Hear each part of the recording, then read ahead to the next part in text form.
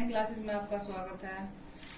कल हमने किया था कारक। कल हमने कारक के विषय में जानकारी ली थी जो कि हमारी अधूरी रह गई थी। उसके बाद कल हमने किया था कर्ता कारक तक। कहाँ तक गया था? कर्ता कारक तक। उसके बाद आज हम करेंगे। तो हमारा कारक क्या था ये थोड़ा सा बता देती हूँ। कल जो हमने किया था कि कल हमने किया था कि कारक क्या था। कारक था हमारा कि किसी वाक्य में प्रयोग संज्ञा या सर्वनाम का क्रिया के साथ जो संबंध होता है उसे हम कारक कहते हैं। क्या कहते हैं? कि किसी वाक्य में प्रयोग संज्ञा या सर्वनाम का क्रिया के साथ जो संबंध होता है उसे हम कारक कहते हैं। तो इसके बाद था हमारा कारक के चिन्ह होते हैं जो उन्हें हम विभक्ति चिन्ह या परसर्ग भी कहते हैं। क्या कहते हैं? या तो कारक चिन्ह कहते हैं या परसर्ग या विभक्ति चिन्ह। ठीक है। उसके बाद हमने इसके भेद किए थे। इसके 8 भेद थे और 8 भेद में पहला था कर्ता कारक और दूसरा है हमारा कर्म कारक। तो आज हम करेंगे कर्म कारक। तो कर्म कारक, कर्म क्या होता है कि कर्ता पर काम का प्रभाव पड़े। जो कर्ता पर काम का प्रभाव पड़ता है वो कर्म कारक होता है। तो इसका चिन्ह क्या होता है? को चिन्ह होता है इसका। तो परिभाषा क्या बनेगी इसकी कि वाक्य में जिस संज्ञा या सर्वनाम पर क्रिया का प्रभाव पड़ता है उसे हम कर्म कारक कहते हैं। तो कर्म कारक कहते हैं। जैसे इसका उदाहरण बनेगा कि वह अपने भाई को, तो क्या चिन्ह था इसका? को। तो भाई को पढ़ाना सिखाता है। किसको पढ़ाना सिखाता है? भाई को। तो जिस पर काम का प्रभाव पड़े, तो काम का प्रभाव किस पर पड़ा? भाई पर। तो क्या सिखा? भाई को पढ़ाना सिखाता है। ठीक है। लेकिन कुछ वाक्यों में को के स्थान पर से का भी प्रयोग होता है।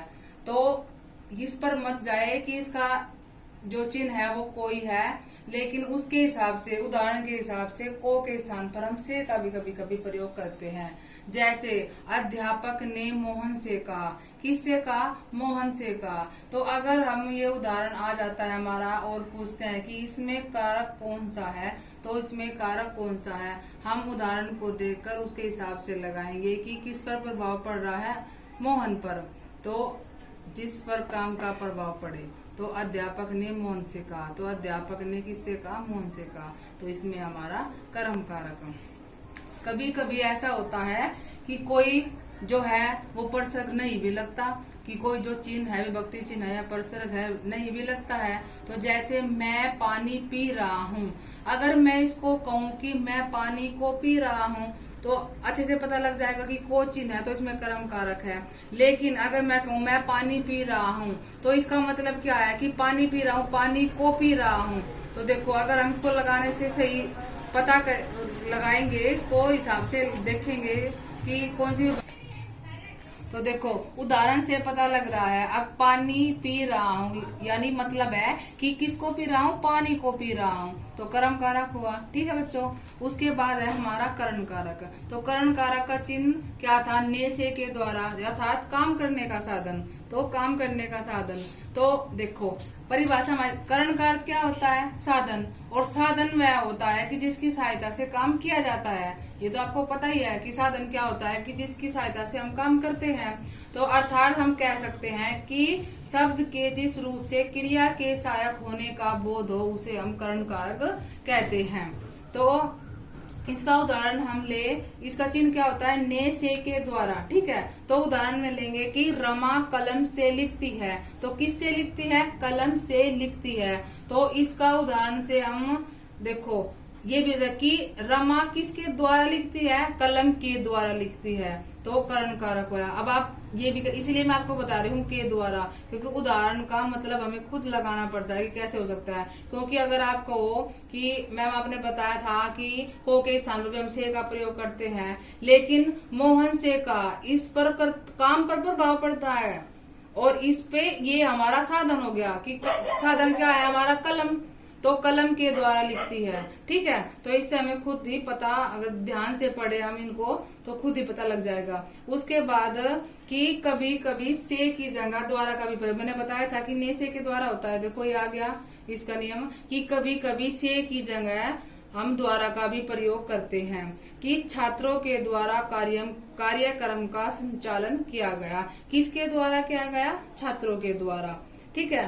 उसके बाद है हमारा अगला संप्रदान कारक। तो संप्रदान कारक का चिन्ह क्या था, के लिए। तो इसका कि जिसके लिए कोई काम किया जाए, अर्थात इसका चिन्ह क्या हुआ हमारा, परसर्ग क्या हुआ इसका, के लिए। तो परिभाषा में कि जिसके लिए कोई कार्य किया जाए या जिसे कुछ दिया जाए उसे संप्रदान कारक कहते हैं। इसका उदाहरण ले तो कि मैं यह मिठाई रमेश के लिए लाया, ठीक है। उसके बाद अब देखो, किया जाए, जिसके लिए किया जाए या जिसे कुछ दिया जाए, उसमें क्या होता है हमारा संप्रदान कारक होता है। तो गणतंत्र दिवस के उपलक्ष्य में बालकों को मिठाई दी गई। देखो उस किसके लिए लाया है मिठाई, रमेश के लिए, तो के लिए लाया गया है तब भी संप्रदान कारक। और बालकों को गणतंत्र दिवस के उपलक्ष्य में मिठाई दी गई, तो देना या के लिए कुछ दिया जाए या जिसके लिए कोई कार्य किया जाए वो क्या होता है हमारा संप्रदान कारक। उसके बाद है हमारा अगला अपादान कारक।